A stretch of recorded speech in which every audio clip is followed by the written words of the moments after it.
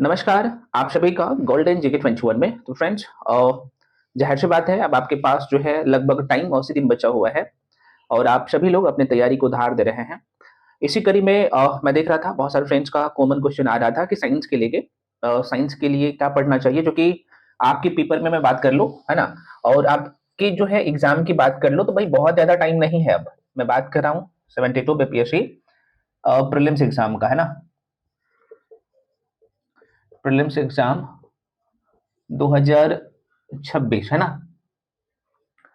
आपके पेपर में साइंस का योगदान की बात कर ले तो बहुत बड़ा योगदान है, जो कि 30 क्वेश्चन साइंस का आता है और इसके बिना तो यार प्री पास ही नहीं कर सकते हो अगर यहाँ पे अच्छा पकड़ नहीं होगा तो, है ना? और कैसे नंबर निकाल सकते हैं, वन टू वन चर्चा करेंगे, है ना? क्योंकि टाइम भी बहुत ज्यादा नहीं है आपके पास टाइम। हाँ, लेकिन इतना टाइम है कि यार इसे एकदम गर्दा उड़ा सकते हो और ये चीजें आपके मॉक टेस्ट में दिखना चाहिए अभी, है ना?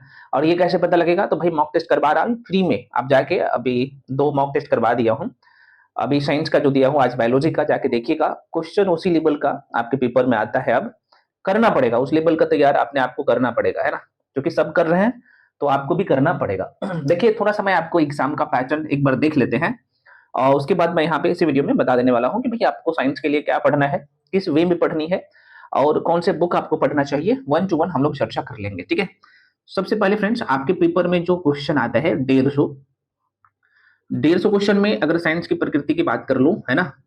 तो साइंस का जो क्वेश्चन रहता है तो साइंस का जो सबसे ज्यादा स्कोरिंग सेक्शन है वो है साइंस। आपको यहाँ पे दिखेगा लगभग 30 क्वेश्चन आता है। उसके बाद यहाँ पे आपको दिखेगा करंट अफेयर्स, ये भी लगभग जो है 30 से 35 प्रश्न आते हैं। उसके बाद अगला जो स्कोरिंग सेक्शन आपको दिखेगा हिस्ट्री, और ये भी आपको जो है लगभग 30 नंबर देता है, देख सकते हो। और अगला जो स्कोरिंग सेक्शन है वो है बिहार, है ना? और बिहार भी आपको लगभग 15 से 20 नंबर देता है। अब जो लोग बार बार अटक रहे हैं, जिनका प्री नहीं हो रहा है, और जाहिर सी बात है कहीं ना कहीं आप गलत कर रहे हो, तो इन गलती नहीं दिख रहा है क्या? ये 30 मार्क्स है साइंस का, थोड़ा सा इधर कर लेता हूँ, ठीक है? कोई दिक्कत नहीं, यहाँ पे लाइटिंग हो गया, आपको अब दिख रहा होगा, नहीं दिख रहा है? चलो यहाँ पे कर लेता हूँ साइंस को, यहाँ, ठीक है? साइंस का 30 नंबर अब तो दिख रहा होगा, कोई बात नहीं, यहाँ पे लिख लेंगे।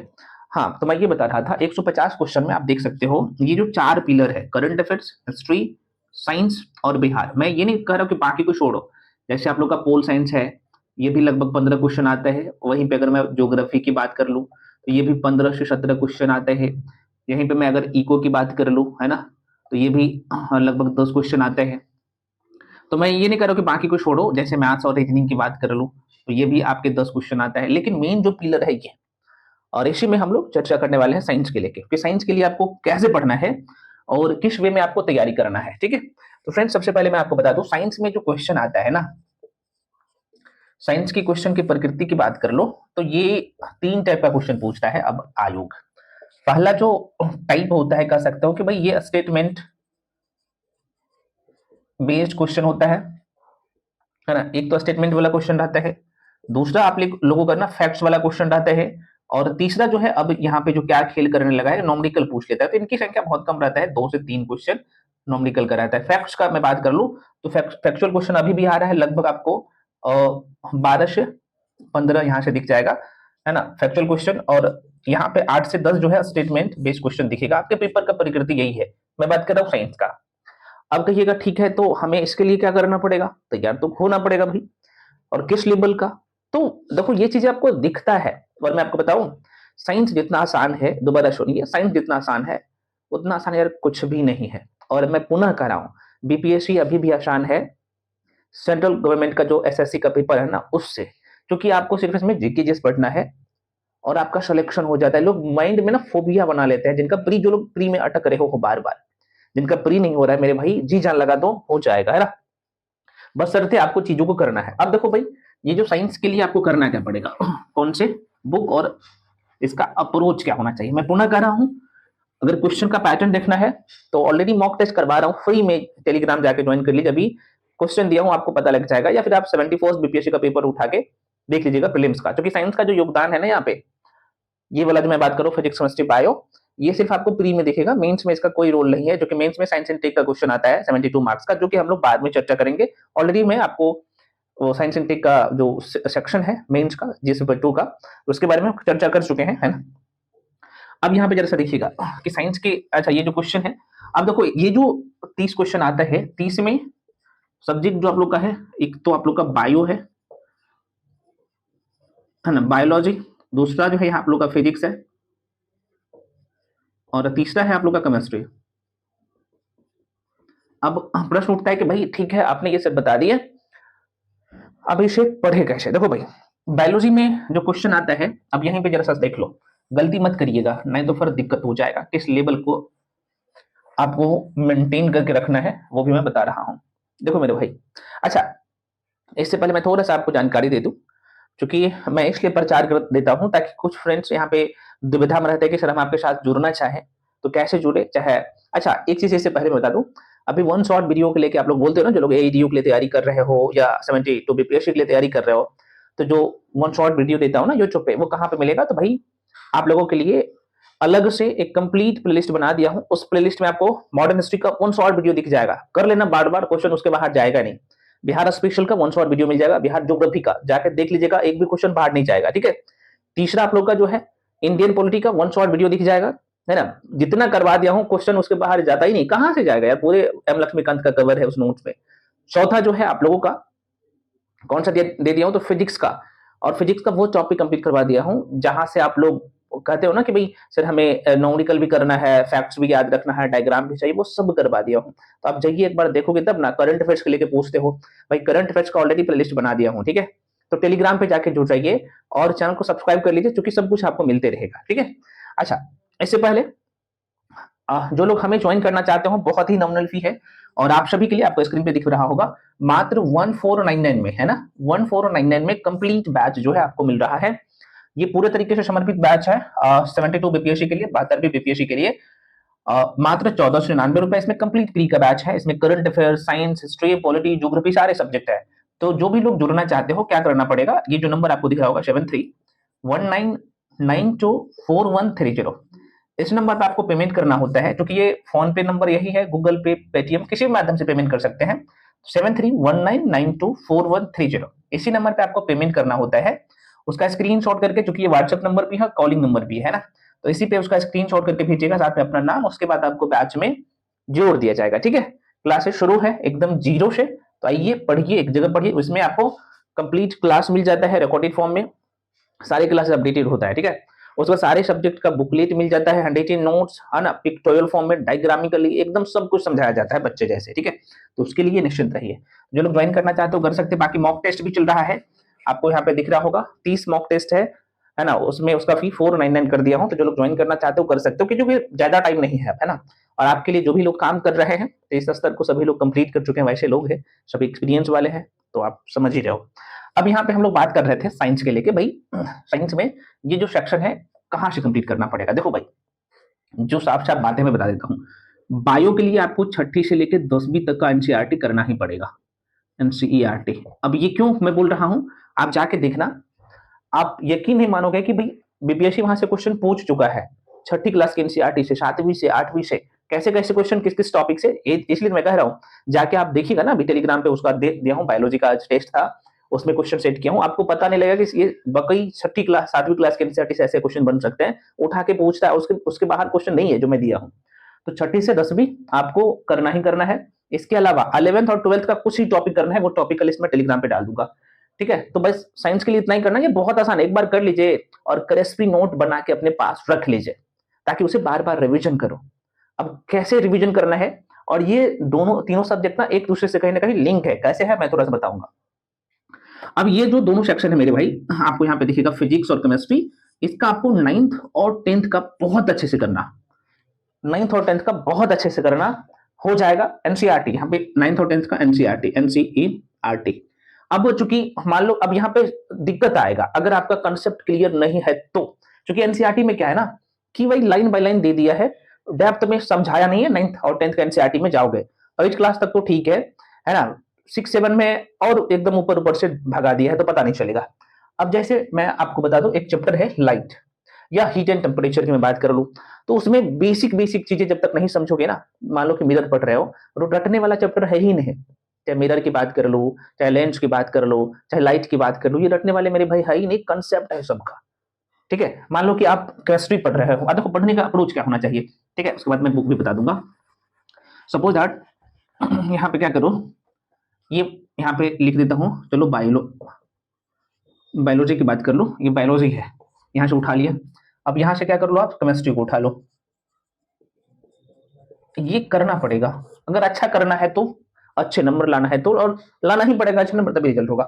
मान लो कि बायोलॉजी पढ़ते हो, तो बायोलॉजी का जो बेस है, जो चैप्टर है, हम लोग सेल पढ़ते हैं, है ना, सेल पढ़ते हैं, कोशिका पढ़ते हैं, कोशिका। और आप कोशिका देखिएगा तो ये 9th क्लास के एनसीईआरटी में दिख जाएगा, है ना। अब केमिस्ट्री की बात करूं तो जो बेसिक चैप्टर होता है, ये परमाणु संरचना, एटॉमिक स्ट्रक्चर होता है ना, एटॉमिक स्ट्रक्चर, है ना। यहीं पे लिख देता हूं परमाणु संरचना। अब देखो गलती लोग कहां पे करते हैं, अब यहाँ पे देखो, दिख रहा है ना, हाँ दिख रहा है, कोई बात नहीं। हाँ मैं ये बता रहा था, तो जैसे एटॉमिक स्ट्रक्चर है, बेसिक है। अब देखो पढ़ने का क्या अप्रोच होना चाहिए, जैसे हम खड़े हैं, बहुत अच्छे से हमें देख पा रहे हो, ये मार्कर है, आप इसे भी बहुत अच्छे से देख पा रहे हो। ये एक दूसरे से ना, आप कह सकते हो कि आपकी जो डेली का दिनचर्या है ना, सब कुछ एक दूसरे से लिंक है। जैसे मैं बोलता हूँ सेल क्या है, कोशिका क्या है, तो आप सीधे तौर पर बोलेंगे कि सर हमारे शरीर का ना सबसे जो छोटी इकाई है, जो शरीर आप देख पा रहे हो यहाँ पे, है ना, ये जो स्किन देख पा रहे हो, या अलग अलग इसके जो अंग देख पा रहे हो, ये कैसे बना है, तो सेल से ही मिलकर बना है। तो सीधे तौर पे बोल सकते हो कि भाई कोशिका जो होता है ना, किसी भी जीव का सबसे छोटी इकाई होता है, ठीक है ना। तो सबसे छोटी इकाई सेल होगा, सेल से बड़ा, सेल के बाद, सेल से किसका निर्माण होगा, तो आप कहिएगा सर टिश्यू का निर्माण होगा, ऊतक का निर्माण होगा। किसका निर्माण होगा, ऊतक का होगा, है ना, ऊतक का, टिश्यू का, टिश्यू का होगा। उसके बाद अगर मैं टिश्यू की बात कर लो, तो कई सारे टिश्यू या टिश्यू का समूह मिलकर किसका निर्माण करेगा, तो ऑर्गन का निर्माण करेगा। यहाँ पे हिंदी में ही लिख देता हूँ, अंग का निर्माण करेगा। अंग से क्या बनेगा भाई, तो आपके एक अंग तंत्र बनेगा, अंग तंत्र बनेगा। अंग तंत्र से क्या बनेगा, तो भाई किसी भी जीव का शरीर बन के तैयार हो जाएगा, पूरा बॉडी बन के तैयार हो जाएगा। मैं आपको एक एग्जाम्पल के तौर पर बता रहा हूँ, और ये समझ होनी चाहिए, बेसिक बेसिक चीजें हैं, और बेसिक क्वेश्चन से ही आपके पेपर में क्वेश्चन बनते हैं। अब सेम चीजें यहाँ पे आपको दिखेगा, है ना, कि भाई परमाणु क्या होते हैं। तो अब देखो कोई भी पदार्थ है, सपोज दैट ये क्या है भाई, कोई पदार्थ है, पदार्थ हम लोग किसे कहेंगे भाई, जिसका खुद का द्रव्यमान हो और स्थान घिरता हो, तो जाहिर सी बात है पदार्थ है। तो ये जो पदार्थ आप देख पा रहे हैं मार्कर, इसकी सबसे छोटी इकाई क्या होगा, तो आप कहिएगा सर इसकी सबसे छोटी इकाई जो होगा, कोई भी पदार्थ है, यहाँ पे मैं बता ही देता हूँ, कोई भी पदार्थ है ना, कोई भी पदार्थ है, इसकी सबसे छोटी इकाई को हम लोग क्या कहते हैं, परमाणु कहते हैं। ठीक है, परमाणु कहते हैं। परमाणु से मिलकर किसका निर्माण होता है भाई, तो आप कहिएगा सर अणु का ना, जिसे मॉलिक्यूल कहते हैं। मॉलिक्यूल से आप बोल सकते हो कि एलिमेंट। मैं आपको एक चीजें आपको यहाँ पे रटना ना पड़े, एलिमेंट यहाँ पे हिंदी में लिख देता हूँ, तत्व। ठीक है, अणु से तत्व, और तत्व से क्या होगा भाई, यौगिक। ठीक है, अब यहाँ पे थोड़ा सा जब हम लोग पढ़ते हैं तो ये, हालांकि आप देखोगे तो मान लो कि यहाँ पे क्या है, एक फार्मूला ही लिख देता हूं मैं, है ना, यहाँ पे NaCl, ये नमक का फार्मूला है। ये पूछता है क्वेश्चन, आपसे पूछ देगा कि भाई इसमें NaCl और ये क्या है भाई, आप कहिएगा यौगिक है। ये कब पता चलेगा, जब आप चीजों को पढ़ोगे, सब एक दूसरे से लिंक है, मैं बार बार कहता हूँ। ठीक है, तो आपसे पूछेगा कि ये जो यौगिक है, यौगिक किसे कहते हैं, तो आप सीधे तौर पर बोल सकते हो जिसका फार्मूला बन रहा है ना। यौगिक होता है जो कि इसमें एक से अधिक क्या है, एलिमेंट है, जिससे यौगिक का निर्माण होता है। तो इसमें हम आपसे पूछ दे कि भाई आप बता दो इसमें परमाणु संख्या कितना है ना। फिर आपसे हम पूछ दे कि भाई इसमें बताओ इलेक्ट्रॉन की संख्या कितना है, पूछता है ना भाई, इलेक्ट्रॉन की संख्या कितना है, प्रोटॉन की संख्या कितना है, न्यूट्रॉन की संख्या कितना है। अब यहां से तभी आप जज कर पाओगे जब आपका बेसिक समझ होगा, और ये समझना पड़ेगा। अब यहाँ पे क्या करते हैं ना, टोटल कितने एलिमेंट है ना। अब यहाँ पे कुछ लोग कंफ्यूजन में होंगे, मैं समझ रहा हूँ, जिनका लेवल बहुत अच्छा होगा, केमिस्ट्री में पकड़ होगा, वो बोलेंगे सर ये कोई पदार्थ है, तो पदार्थ का सबसे छोटी इकाई, ठीक है, आपने परमाणु बता दिए, तो परमाणु से बड़ा जो है आप, क्योंकि कुछ लोग बोलेंगे सर अणु, क्योंकि ये इनका अलग फंडा है और इनका अलग फंडा है ना, दोनों का एक दूसरे से लिंक है, वो हम लोग चर्चा करेंगे, हम भी समझ रहे हैं, आप भी समझ रहे हैं, लेकिन मैं आपको याद करने के लिए, ध्यान में रखने के लिए, तो ये एक दूसरे से लिंक कैसे करना है इसलिए मैं बता रहा हूँ सारी चीजें। ठीक है, और आसान है, बहुत आसान है। अब देखो मान लो कि आप केमिस्ट्री पढ़ रहे हैं, ठीक है, वीडियो बड़ा हो गया क्या? कोई दिक्कत नहीं है, एक बार देख लो ना। पढ़ने का अप्रोच अगर आपको समझ में आ गया ना तो यार साइंस आपको हलवा लगेगा। मान लो कि टोटल कितना एलिमेंट है, ठीक है सर अभी तक जो है एलिमेंट तो बहुत है, लेकिन जो खोजा गया है यहाँ पे टोटल 118, जो कि पीरियोडिक टेबल जब आप हम लोग पढ़ते हैं ना वर्ष में, उसमें रखा गया 118 तत्वों को, ठीक है। जिसमें मेटल की बात कर लो, है ना, मेटल्स की बात कर लो तो लगभग जो है कुछ बुक में 90 दिखेगा, कुछ 92, 90 से 92 के आसपास में दिखेगा। अगर यहाँ पे मैं बात कर लो तो नॉन मेटल का, है ना, ये धातु है भाई, ये धातु है। नॉन मेटल की बात कर लो, नॉन मेटल्स की अधातु, ठीक है। तो इनकी संख्या कितना है? ऑन एन एवरेज 20 है।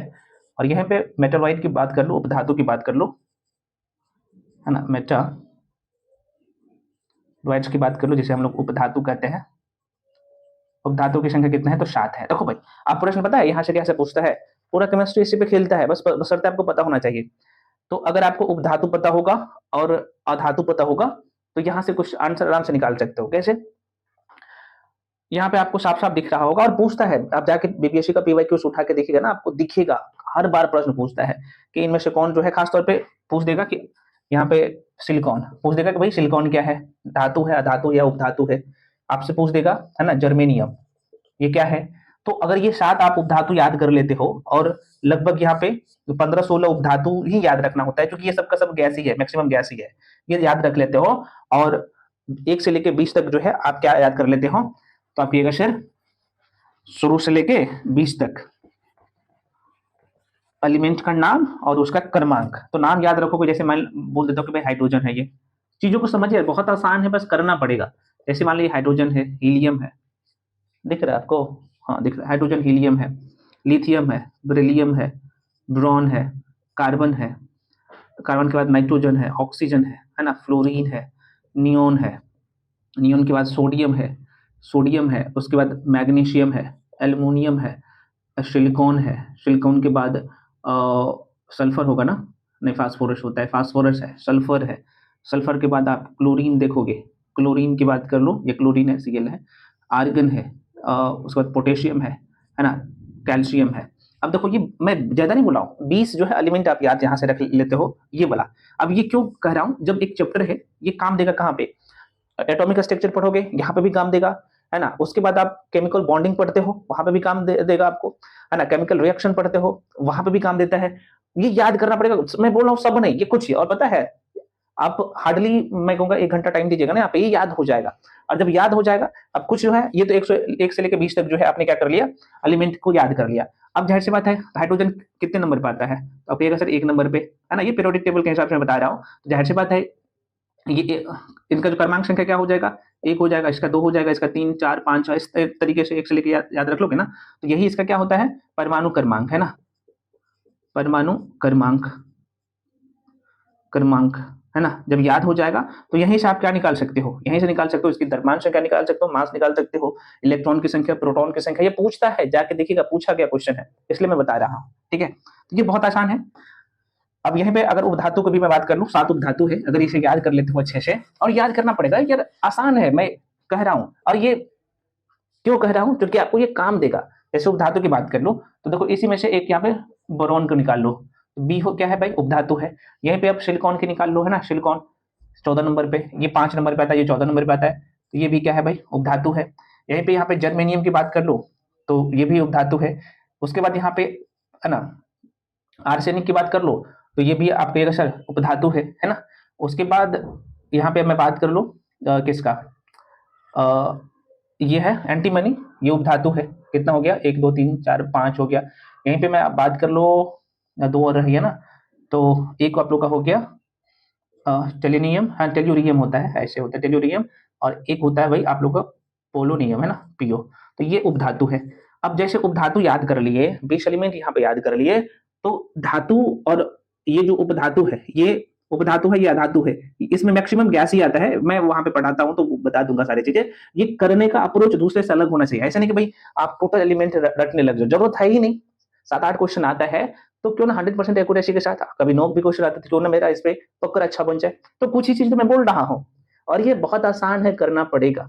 तो इस तरीके से आपको साइंस में करना है, ठीक है। चलो मैं ज्यादा टाइम ले लिया हूँ आप लोगों को, मैं ये बताने का कोशिश कर रहा हूँ कि बेसिक समझ यार कर लीजिए 10th लेवल तक का, और ये पता है अगले 7 दिन में आराम से कर सकते हो, बशर्ते आपको करवाने वाला चाहिए, ठीक है, करवाने वाला चाहिए और आप लोग करने के लिए तो तैयारी है, तो सही अप्रोच जरूर अपनाइए। अब कहिएगा सर अच्छा ठीक है ये बता दीजिए हमें करना क्या पड़ेगा, तो जैसे कि मैं आपको बता दिया हूँ अभी, जैसे बायोलॉजी की बात कर ले तो बायोलॉजी में आपको 30 से लेकर 10वीं तक का करना ही करना है एनसीईआरटी जो कि थ्योरेटिकल क्वेश्चन आता है। उसके बाद यहाँ पे आप लोग का फिजिक्स हो गया प्लस केमिस्ट्री हो गया, इसके लिए आपको 9th और 10th का एनसीईआरटी करना है, इसके अलावा कुछ नहीं छूना है, मतलब कि एनसीईआरटी में बात कर लो। उसके बाद एक स्टैंडर्ड बुक कर लेना जिसमें या तो लुसेंट का कर सकते हो या फिर जो है आप अन्य पब्लिकेशन का कोई भी बुक ले सकते हो, किसी एक को पकड़ लीजिएगा। लुसेंट का मैं स्पेशल साइंस का बोल रहा हूँ, यहाँ से कर लीजिएगा। नॉमिकल कर लीजिएगा, नॉमिकल आपको एनसीईआरटी से ही करना है, 9th और 10th से हो जाएगा काम। जो लोग ये डर रहते हैं ना फिक्स साइंस के लिए, अब यहाँ पे ये तो मैं आपको बता दूं कि भाई करना ही करना है।